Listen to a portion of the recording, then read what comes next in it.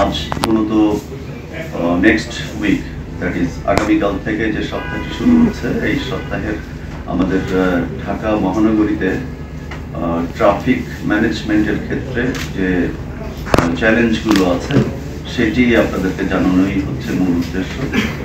আপনারা ইতিমধ্যে জানেন যে উচ্চ মাধ্যমিক পরীক্ষা চলছে।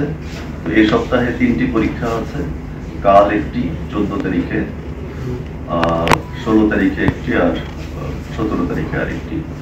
এটি তো আছেই।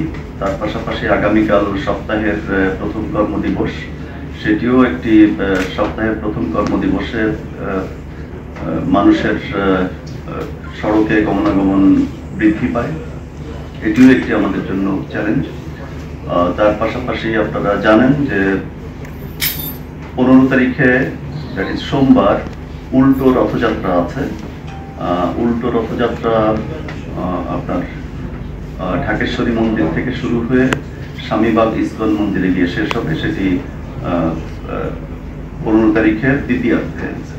তো স্বাভাবিকভাবেই এই অঞ্চলে, শুধু এই অঞ্চল নয়, সারা ঢাকা শহরেই কিন্তু এই সনাতন ধর্মাবলম্বীদের গমনাগমন বাড়বে। তার পাশাপাশি আপনারা জানেন 17 তারিখে আমাদের মুসলমান ধর্মাবলম্বীদের পবিত্র আশুরা আছে, তাজিয়া মিছিল আছে। সেটি লালবাগ বিভাগ থেকেই, ইমামবাড়া থেকেই শুরু হয়ে ধানমন্ডি লেক পর্যন্ত পৌঁছাবে।